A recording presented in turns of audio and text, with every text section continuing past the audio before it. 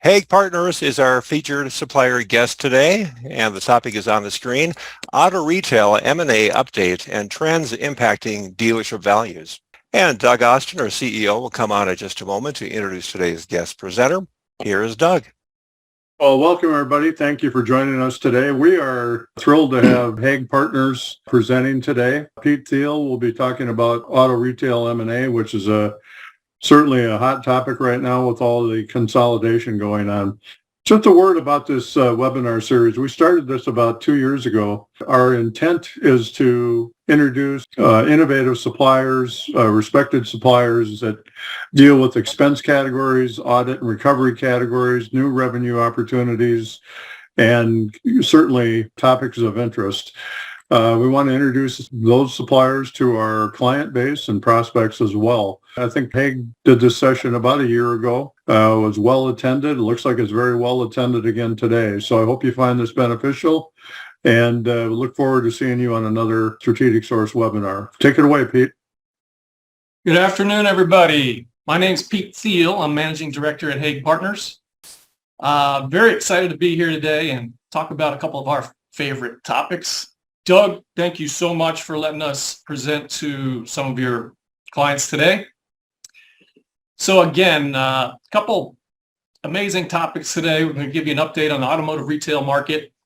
As you all know, this has been an incredible couple of years here in auto retail as far as profitability goes. We were just talking this morning in our office over coffee about, if you think back to March of 2020, April of 2020, when COVID first hit.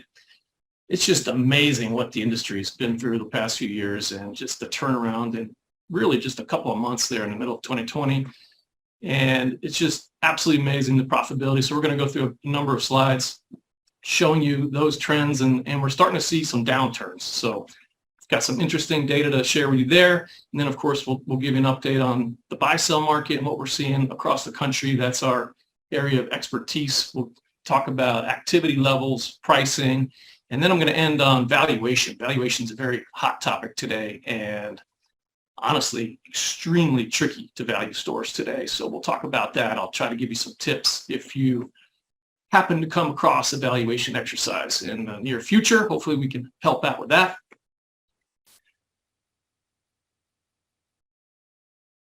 Excuse me, I got to touch the screen here. There we go. Okay, before I start getting into the slides, I want to give you a quick background about Haig Partners in case you're not familiar with our firm, and then I'm going to get into our background a little bit. So Haig Partners is a buy-sell advisory firm. Our headquarters is in Fort Lauderdale, Florida. We have several other offices in different parts of the country, and as you can see on this map, these pins indicate where we have closed transactions collectively over the years. As you can see, we do deals across the whole country. We're missing a few states there in the middle and upper Midwest, but we've done a lot of work in the three big states of Florida, Texas, and California. We are by far the most experienced team in the industry. We bought or sold about 600 dealerships over the years for a total value of $9 billion, over $9 billion. That is only real estate and blue sky. That does not include other assets such as inventories and fixed assets, FF&E.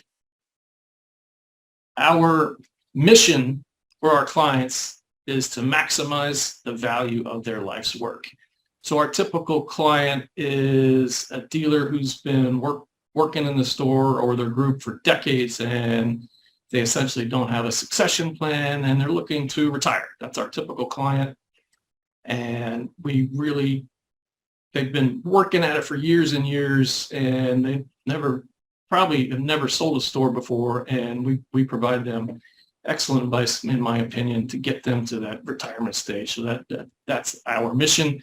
To give you a little bit of background about me, I've been with the firm about 2.5 years. Prior to joining, I was most recently Vice President of Corporate Development at AutoNation. That's the group that handles buy-sells. So I was responsible for buying and selling stores across the country for a number of years. I've got a lot of great transaction experience. I bought or sold about 150 stores, and I've had the chance to analyze well over 1,000 different dealership acquisition opportunities. So I've seen a lot of financial statements, had a lot of numbers across my desk over the years. I would also like to point out that I have a finance background, and I've worked on a number of large expense initiatives over the years for Fortune 500 companies. So Doug, please keep that in mind in case we have a severe recession and M&A comes to a halt. I may need a job at some point. So Doug, please keep that in mind. All right, let's get into the market update. As I discussed a minute ago, we've had an unprecedented run here in auto retail the last few years. It really all starts with this slide, new gross profit per vehicle. So as you all know, what kicked off this run of profitability was the supply-demand imbalance with new vehicles. Before I dive into this slide, let me just tell you a little bit about the data we've pulled here, and this will be the same for the next about 8 slides. We used to use NADA average dealership profile data, but they stopped publishing that a couple of years ago. So now we utilize the public company SEC filings. So essentially what this data is, we roll up all of the public companies' data and average it here. So this PVR, of course, is a calculation. We do put a lot of work into it and exclude a number of the companies have foreign operations or non-dealership type assets. We do a lot of work stripping that out to make this as pure as possible for U.S. auto retail. So back to the slide, you'll see prior to the pandemic, new PVRs were averaging about 2250, and then boom, 2020, 21, 22 just absolutely skyrocketed as inventory levels fell due to supply chain issues. You'll see there on the right that PVRs have begun to come down. So the tide is turning. Inventories are starting to come back, and prices are starting to fall. So I've got a couple more slides here on this topic, but just wanted to show you that the PVRs are falling, but they're still very, very high compared to 2250 average prior to COVID. Here's a slide that shows new vehicle transaction price. You can see the trend is upward. So these are quarterly numbers starting at the beginning of 2020. Pricing just went up. And this is a unique slide. It shows you a couple different buckets of transaction funding. The blue bars there is what the bank's financing. That's pretty typical. Obviously, if the transaction prices are going to go up, the bank's going to have to finance more. So that seems normal to us. The next 2 boxes there are what's interesting. The trade-in equity, as used car prices have come up as well, the trade-in equity has really skyrocketed for the last couple of years. So that's helping consumers pay for these vehicles as the transaction prices rise. The other interesting fact on this slide is that manufacturer incentives have really come down since before COVID. Obviously, if there's no cars to sell, the factory is not going to put incentives on the car. There's no need. It's just waste of money. So incentives have really come down. But if you squint and look at those last couple of red bars, the incentives are starting to go back up again. So that's an interesting turning point within the industry right now. We debate every day here what's going to happen to new PVR, so keep that in the back of your mind. This is a neat slide we put in kind of late. This was from Kelly Blue Book, puts this data out. So during COVID, with the supply chain crunch, dealers are selling over MSRP. So on the left there, this is 1 year ago, April 22. Dealers, the average price was $600 over MSRP, even a year ago. So that's pretty amazing. On the right today, we're finally dipped under. I think this happened, it's starting in March of this year, if I'm correct. So finally, prices are coming down, and now we're under sticker price overall. So that's an interesting stat, I thought. That line to the top there is their estimate of incentives, and you can see they're up about $400 year over year on average per vehicle. Here's another very interesting slide. We've been pretty bullish as a firm on the industry as a whole, and it all starts with new vehicle PVRs and the grosses. This is part of the reason why we think this is probably going to last for a little while longer. On the left there is the average number of vehicles sold in the U.S. from 15 to 19. So 17.3 million was a SAR on average. If you assume that that number is the average demand number going forward, you can calculate the pent-up demand, cumulative pent-up demand, which are the red bars there. So we only sold 14.7 in 20, 15.1 in 21, and 13.9 in 22. You do the math, we're about 11 million retail units behind that 17.3 million selling rate. So there's a lot of pent-up demand in the system. Of course, everybody does not need to buy a new car every 3-4 years. You can keep them longer, and that's what's been happening. The average age of the vehicle on the road these days is up to 12 and a half years. So that is an incredible number in my mind. So people have been foregoing the new vehicle acquisition process as prices have risen so much. And they're keeping their cars longer. So keep that in mind when we look at the fixed ops numbers in a minute here. But again, even if you cut that $11 million pent-up demand number in half for people that are either buying used cars or keeping their car longer, it's going to take years for this to flush out through the system. And honestly, it's just unbelievable how the supply chain issues are still a factor today. There's still major issues with new vehicle inventory for certain brands. I was talking to a Toyota dealer in Texas earlier this week and just asked how the inventory situation is for him. He said he only has 4 cars on the ground. Still, you read all this news about inventories coming back, but he's got 4 vehicles on the ground. Just absolutely amazing. And then I will point out it's very much across the board, the inventory situation. We have friends that are Stellantis dealers, CDJR. Their average is over 100-day supply today, so they have lots of inventory available. So brand by brand, it's very, very sporadic on the inventory situation, but we think it's going to take years for this to flush out. So this leads us to our first poll question.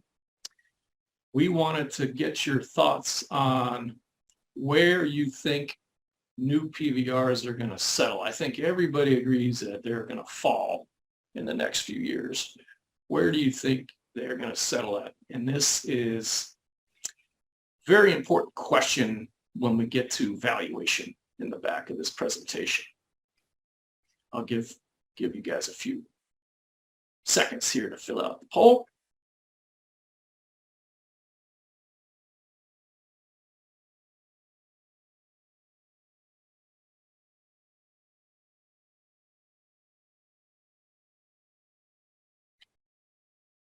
Okay, I think we can end the poll, Dave. This is very interesting. Part of what we do, at least quarterly for our Haig report, is we poll dealers all the time on questions like this just to get a feel for what's going on in the market. So really want to thank you for your feedback. It's great to take this back, and I'm clearly going to share it with the team. But looks like everybody picked $1,000 than pre-pandemic levels. So that's very interesting.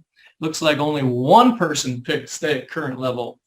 3 picked return to pre-pandemic. So I think this probably aligns with what we're seeing in the market. Everybody expects new PVRs to come down further, but everybody does expect them to stay higher than where we were before COVID. And that's a great sign, in my opinion. It tells me that the manufacturers have learned here that we probably shouldn't go back to that 100% push model of inventory management. All right, I am going to move to the next slide. Used gross profits. Now, this is a similar slide to new, where PVR certainly increased post-COVID, but used vehicle inventory came back a lot quicker than new. Now, just think, dealers have a lot more control over sourcing used vehicles. And in my opinion, this is one of the best areas where dealers really learn through the pandemic how to become better retailers. They really learned how to go out and source vehicles much better than the past. So in 22, you'll see PVRs fell back up. So it's been a little bit choppy the last year or two. I will point out that from Q4 of last year, 22, to Q1 of this year, used PVRs were actually up. So they're still really settling in here, but notice that they're still higher than pre-pandemic. I think dealers really have learned to retail used vehicles in a much better fashion, much more profitable fashion. So we think this is going to continue as well, higher than pre-pandemic, not as maybe as high as new, but two really large sources of used vehicles for the industry are lease returns and the rental car business. When they're done with their cars, they send them to auction. I believe it was Cox Automotive who had predicted that we lost 3 million units to lease returns, slowing down during the pandemic, and 3 million units to rental cars. So that's 6 million units that have come out of the system. So we think there's going to be inventory issues on the used vehicle side for some time as well, and that's going to take a while to flush through the system. F&I. So F&I, this has been a very profitable department for the public retailers. If you take this slide back another 10 years, you'll just see steady increases each year. I remember I still listen to analyst calls for all the public companies, and every single call you get a question from one of the analysts. Are you comfortable with F&I PVRs going up another 5% next year when they're doing their modeling? And every time the company would answer, yes, we're confident. We still have a number of stores in our fourth quartile that we're working on. We're training them and providing better processes for our people. So this has been probably the biggest improvement department by department for the public companies over the years.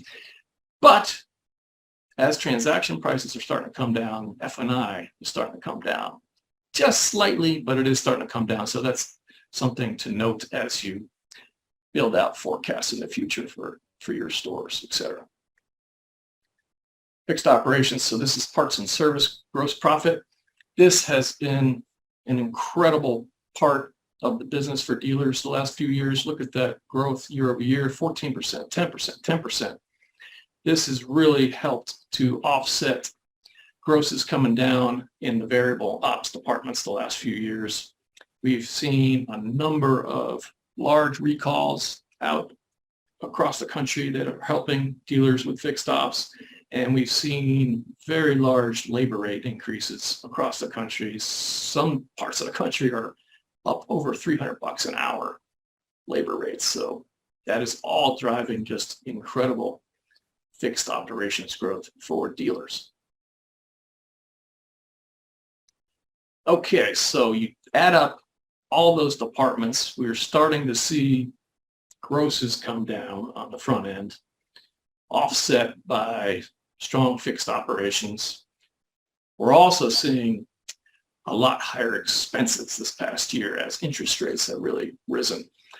I met with a pretty large dealer group out in Texas a week or two ago, and we were talking about floor plan interest. We're talking about expenses in general, but floor plan interest came up, and this group, Q1 23 over Q1 22, their floor plan interest expense increased $18 million. Just, they had about 15 stores. So it's just an incredible amount of additional expense this year versus last year for that group. So again, grosses are starting to come down, expenses are going up, and what does that lead to?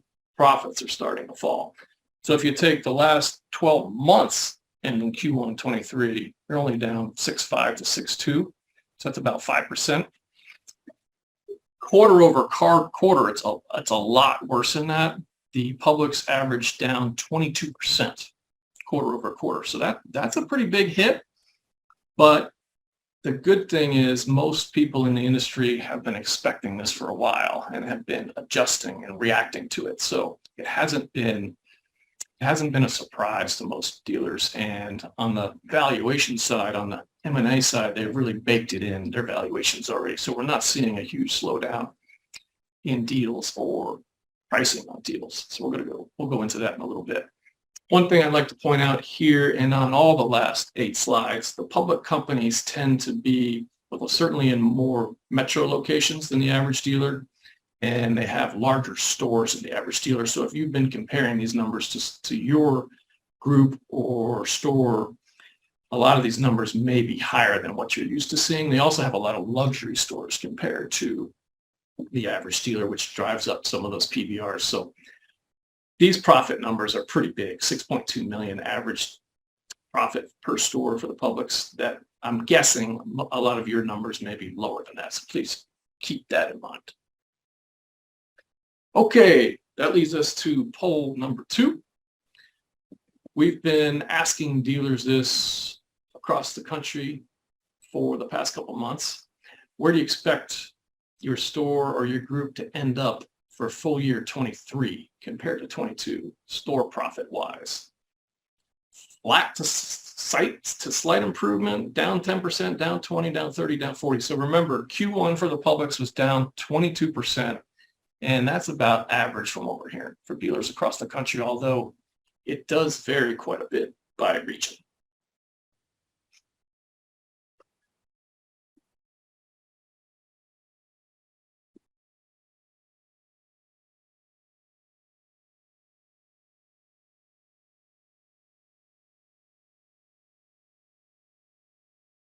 All right, we've got them all answered.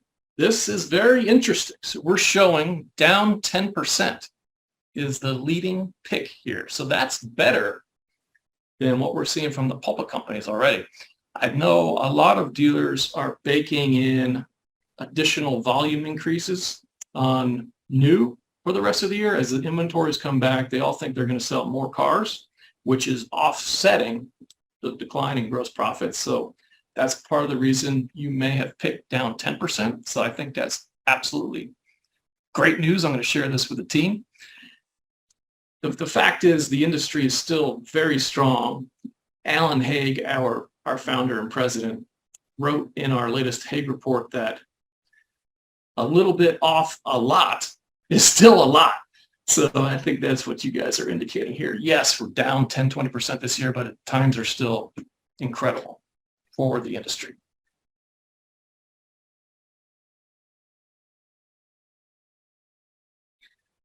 Okay, we're jumping into buy-sell trends. So this is what we specialize in. We do this day to day.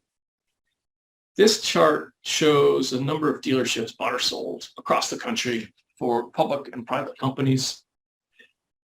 I'm sure what you're looking at here is the giant number in 2021. Over 700 stores were traded hands. Prior to COVID, we saw about 330 stores trade hands each year. In 21, there were, if you remember, there are a number of huge mega deals done by the public companies. You had the Larry Miller acquisition by Asbury, the Suburban acquisition by Lithia in Michigan, and then Sonic bought RLJ.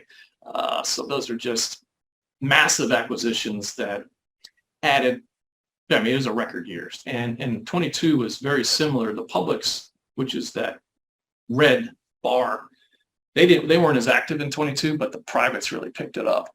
And this really kicked off the consolidation we've been seeing and talking about the last few years. But look at this year. So we're down 31% this year as far as number of dealerships bought or sold. So that's a big number. So we are seeing a fall off in deals this year. Down 31% is a lot, but again, down a little bit from a lot, still a lot. That 82 we saw in Q1 of this year, so that puts, on a run rate basis, that puts us back to about that 330 per year before COVID. We as a firm think this number is going to pick up. It just seemed to be a dip in Q1 for whatever reason. Acquisitions certainly are a bit cyclical. Sometimes they happen in big bunches during the year.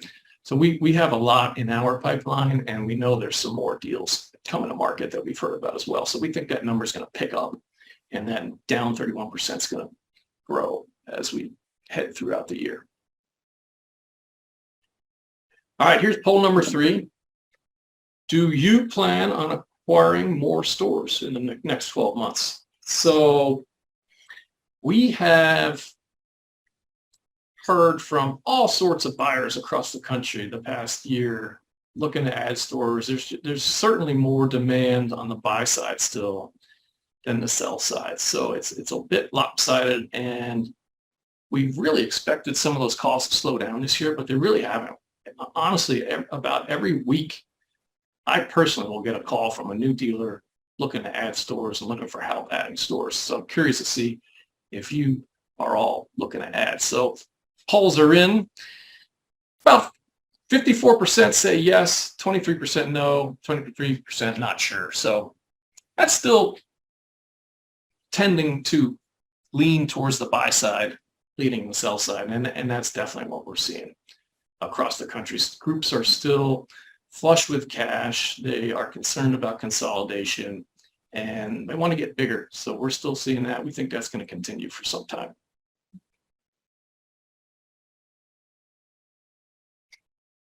Oops, I missed a slide there. Okay, so this is public company acquisition spending in dollars. So this is very similar to the number of rooftops that traded hands. You see in 21, spent over $9 billion. It's absolutely amazing how big a year that was. 2022, 2.4, so it really came down, as I mentioned on that last slide. But look at this year. That red bar is foreign acquisition / other. They really haven't bought anything this year. There's only a few stores. U.S. dealerships bought. AutoNation bought a, I believe it was called Repair Smith. It was a mobile service business out of California. And some of the others bought some heavy truck dealerships or some foreign transactions. So really haven't done much this year as far as U.S. dealerships are concerned. We think that's going to increase as well as the time goes on. This is a slide that shows you how the industry has been consolidating. This is the top 150 groups percentage of total. So I think if you were to extend this back even to 2000, so I was at AutoNation back I started in 1999. That's when they were in their big growth mode. That was when, I'm sure a lot of you remember, we all thought the industry was going to consolidate similar to how Home Depot rolled up mom and pop hardware stores. And that really happened quickly. 10, 20 years. Home Depot and Lowe's own, I don't know what the percentage is, but much higher percentage than this of the total industry. So our industry really hasn't consolidated as much as you might think. But if you look at this chart, it really has the last couple of years going up 1.5% a year, which is a lot. Back from 14 to 18, barely grew at all. So we're really seeing a change here in stores looking to grow. They want to diversify as far as brands go. If you have 3 domestic stores, they want to buy Japanese import to diversify. They like the economies of scale. You can save money on certain expenses, share vendors across stores, etc. The pandemic really accelerated digital retailing. People are buying cars online now, and we really believe that favors the bigger players in the industry. Lithia has done an amazing job with their driveway platform. They are picking up incremental sales and taking share from smaller dealers across the country. So a lot of smaller groups they understand they have to get bigger, and they're reaching out to us and looking for additional stores. So we think this will continue, another wave of consolidation. This is going to continue over the next 10 years, in our opinion. This number is going to go north of 30%, in our opinion, in the next 10 years. So very interesting how that has kind of kicked back up again 20 years after all the publics were formed. So here's poll number 4. Do you believe size and scale will be more important in the future than the past? So in other words, do you think the industry is going to consolidate more? Maybe another way to ask that question. Wow. I can see the results already. Unbelievable. So far, we're 100% on the yes side.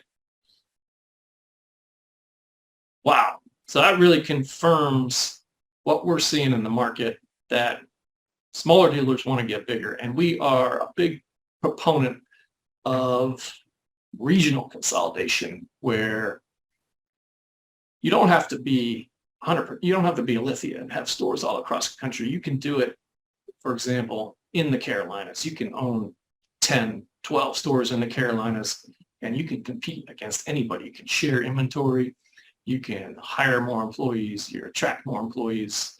You can get more sophisticated. You can add a fixed ops director, add an HR director, variable ops director. Your whole organization can move up as far as sophistication, and of course, as you grow, add stores, your profitability is going to grow as well. So that's very, very interesting. 100% say yes.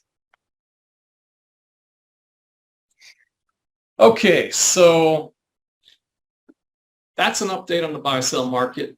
Still very active. We really expected a little bit of a slowdown this year. We haven't seen it at all. Our pipeline is just as full at this point today than last year. In fact, may even be a bit busier. We're working on a number of large transactions right now. I wanted to really take the rest of the time to talk about valuation. So as you probably all know, blue sky multiples is how we typically value stores in our industry. I'm sure you are all familiar with how the multiple works. You take a multiple as seen on this screen, and I'm going to go through this in a minute, times expected pre-tax profit level, and that's your blue sky amount. Very simple in concept. That's why the industry likes it. It's just easy to comprehend in dealers' heads, right? But it's a lot more complicated than that.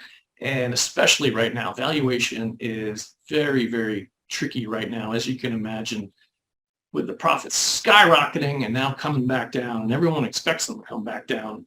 How do you value stores today? So hopefully I can give you a couple of tips here. So let's just talk about blue sky multiples to start. This is our estimate that we publish quarterly. You have all the major brands on here. Overall, these really haven't changed the past 5 years. They're sure some go up and down, and you can see here we increased Toyota, Kia, and Cadillac this quarter, and lowered Volvo. But overall, these are very close to what they were 5 years ago. So that hasn't been the change. The change has been, what do you multiply against? Do you multiply against last year's earnings? Do you multiply against 2019, some kind of average?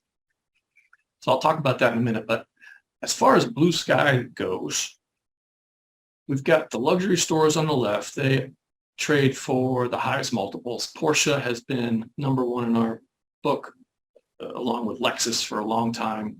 They're just very desirable brands with not a lot of dealers, so very profitable, very steady, very desirable. They're at the high end. On the right, you have a number of the smaller brands that all trade about 3 to 4 times.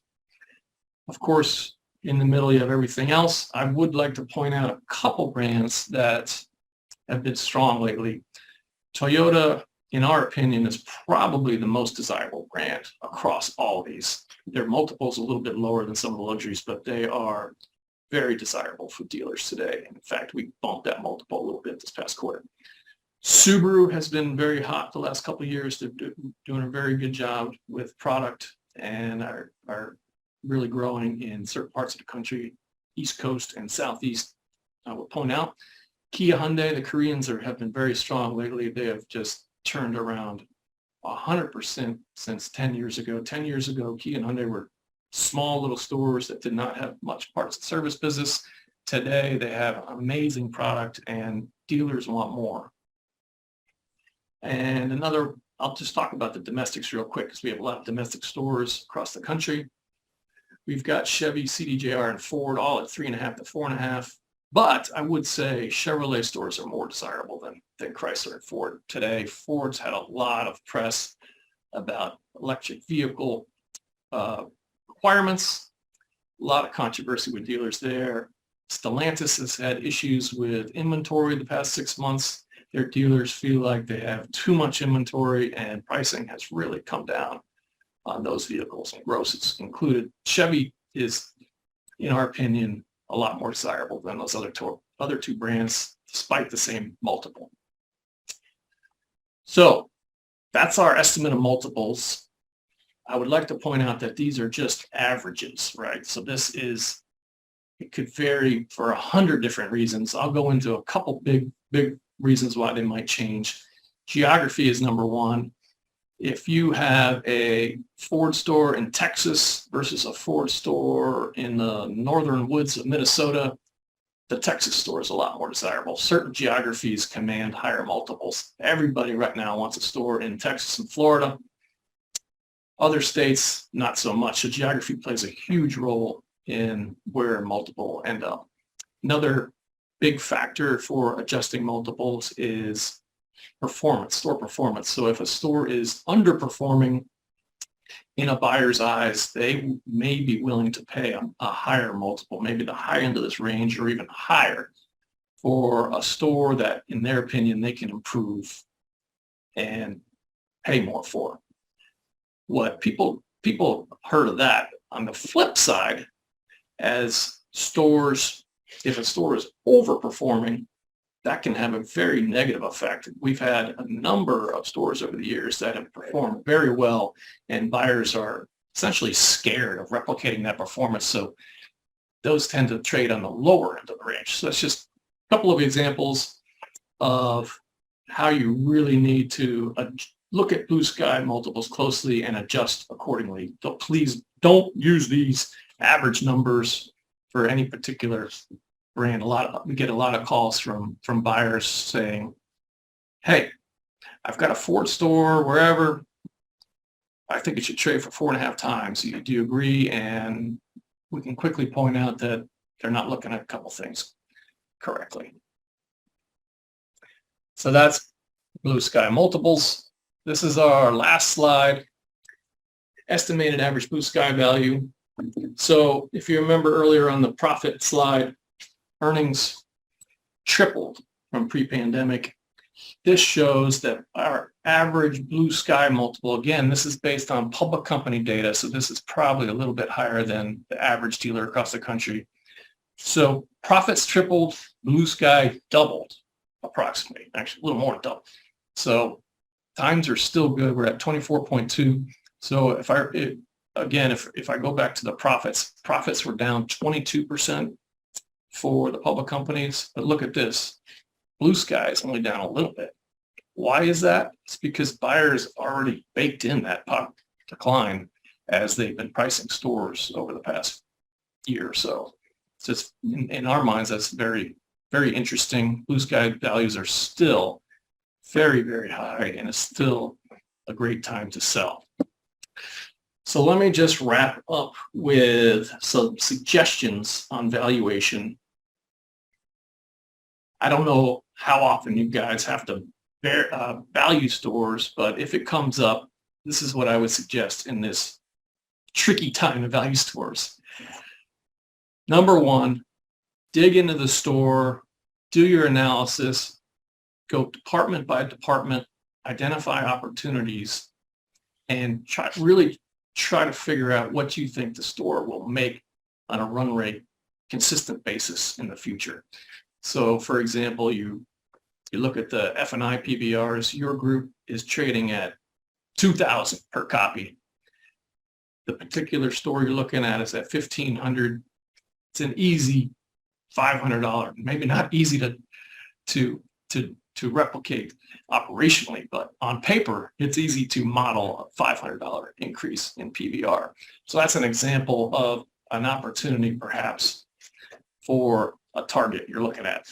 So number one, estimate what you think the store can do in the future. Number two, look at our multiples.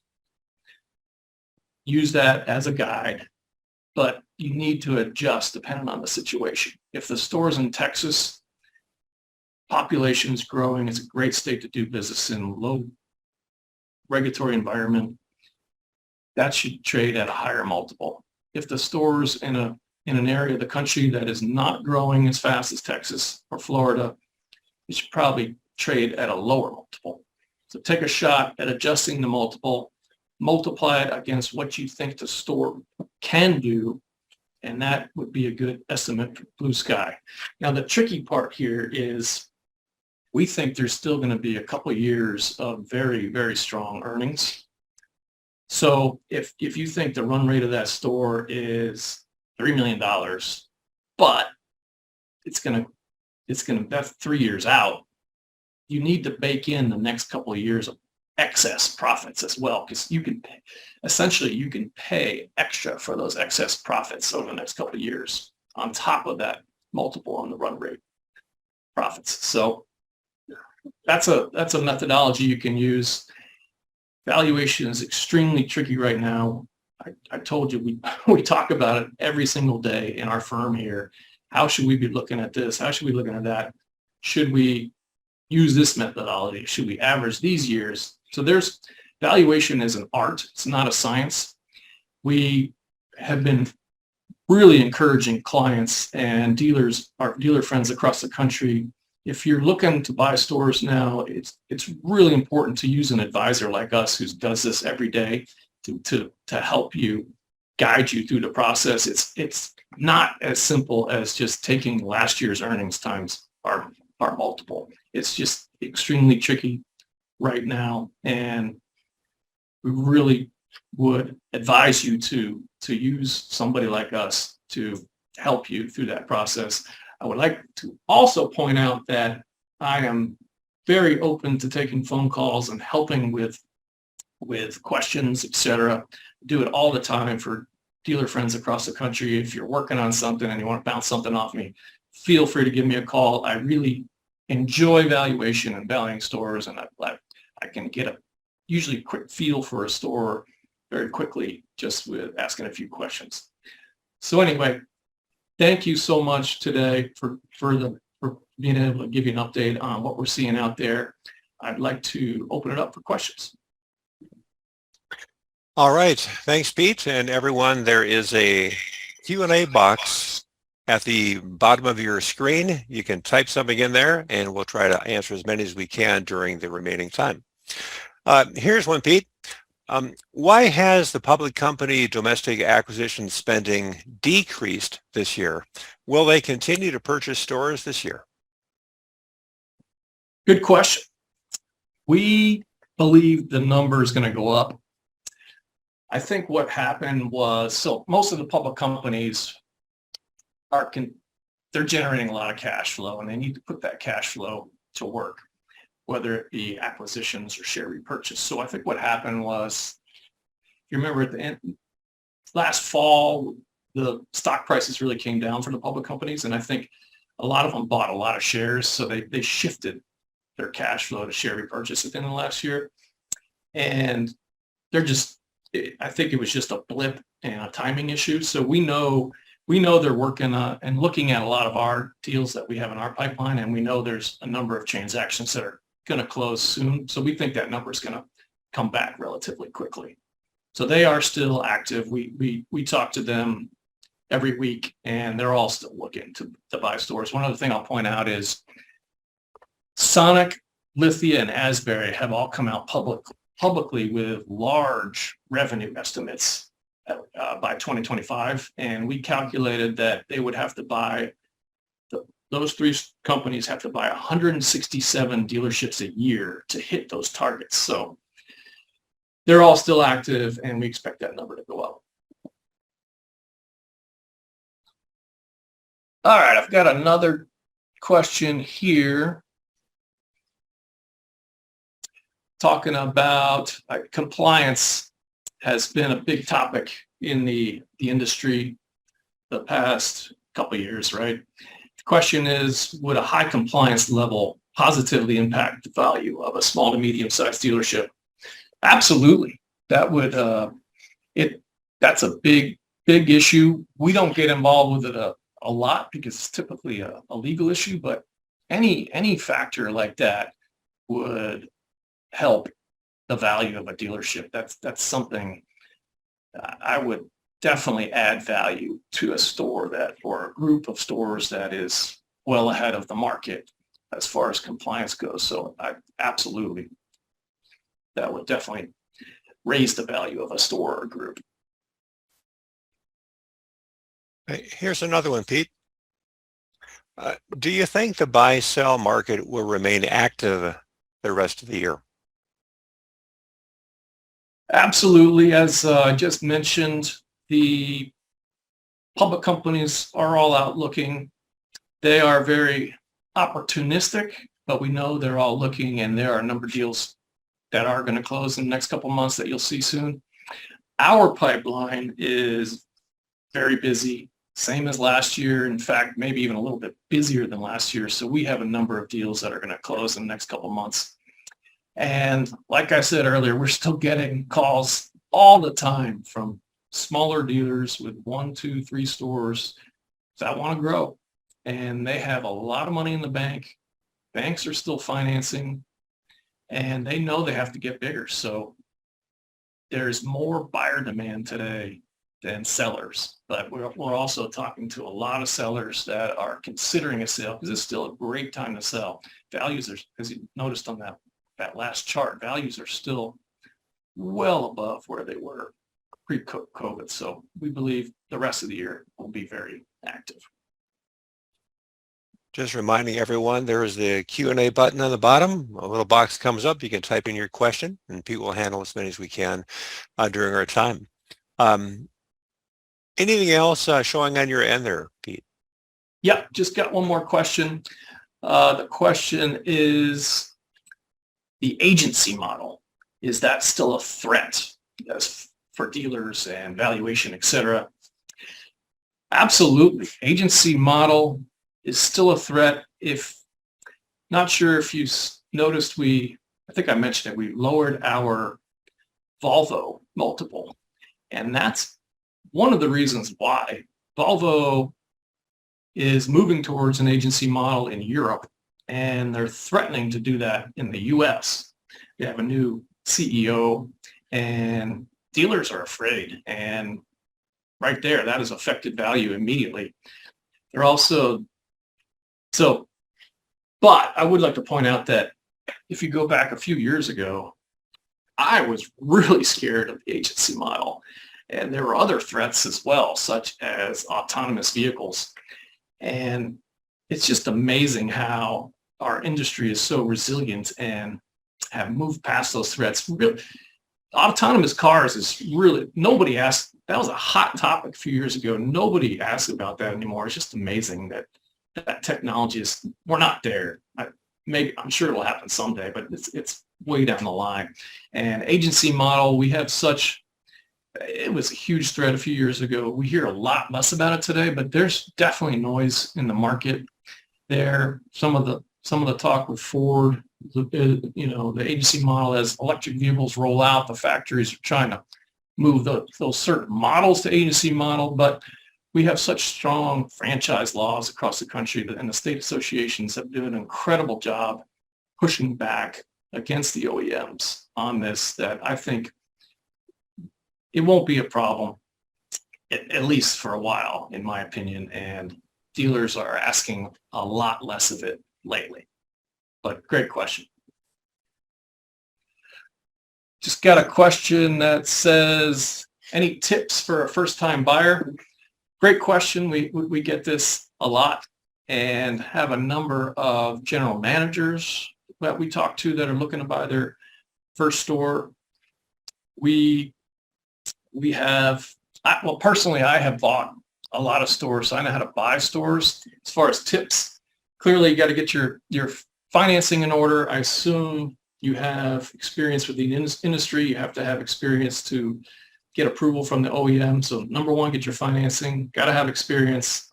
And then it's all about creating a pipeline, getting your name out there, creating an acquisition strategy. What brand do you want to buy? What part of the country you want to buy? Once you figure that out, just start communicating with as many people as possible. Get your name out there. Use your CPAs, use your attorneys, use any other advisors you use. Tell them you're looking to buy a store. They have contacts throughout the industry. And then if you have stores you're interested in, try to give the dealer a call. A lot of times they won't take your call. We at times make calls like that for our friends in the industry. Sometimes they'll pick up the phone for us, but just develop strategy, get your name out there, and just like anything else, you gotta work for it. But good luck to you. We can take a few more questions here, but as we're nearing the top of the hour, I'm just going to launch the post-session survey. Everyone, please give your quick feedback to 2 questions, but we just always like to get people's responses after spending an hour with us. So complete that, and otherwise we can continue with the Q&A, Pete. Okay, I got one more question. What's your outlook on EV vehicles as far as affecting profitability for dealers? So this is another huge threat that I forgot to mention a minute ago. Electric vehicles, I don't think, retailers are not afraid of electric vehicles. I think everybody understands we're moving in that direction. Of course, we all have different opinions on how quickly we're going to move to electric vehicles and if the public actually wants it. Retailers are not going to have an issue selling them. That's not the issue, right? It's all about our parts and service gross is going to come down. Are there less parts to fix on an electric vehicle? And we've been looking all over the place for studies on that. We are very curious as you are on the answer to that question. I'm not sure. I think clearly you're not going to have to get an oil change. My wife drives an electric vehicle. We've had it for 2 years. Haven't had to do anything. Rotated the tires once. That's it. So clearly parts and service is going to come down. But I think what's going to make up for those small little ROs are the massive battery jobs that come in. To replace a battery is going to cost tens of thousands of dollars. So I think that's going to offset the smaller ROs that go away. So, but honestly, I don't have a good answer to that. And we are constantly searching for studies and data on this. And they're certainly going to come out as more and more electric vehicles get on the road. All right, Dave, I think that's it as far as questions go.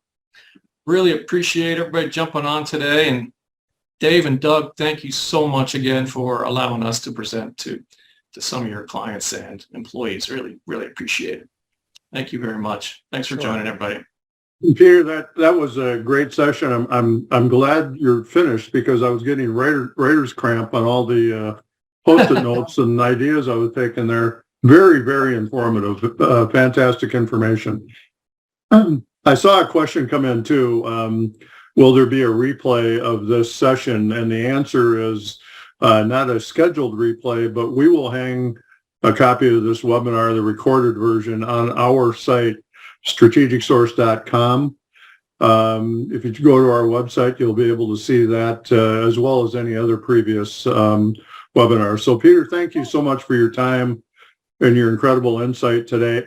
I would mention that if you're not a client of ours, if you're joining us today and you have an interest in attacking your expenses, we're a great resource for that. We've got a lot of insight over about 150 expense categories we can help with. So if you're thinking of making your store more saleable and want to improve that profit line, we can help you there. If you're just trying to improve your profitability overall to continue your operations, we're in a good position to help. So reach out to us at 612-386-3898. You can email us at sales@strategicsource.com, and we'll be happy to assist. We can give you a kind of a no charge spend assessment to better understand how we can move the needle on profitability. So Peter, again, thank you, and thank you to the Haig organization. David, take it away.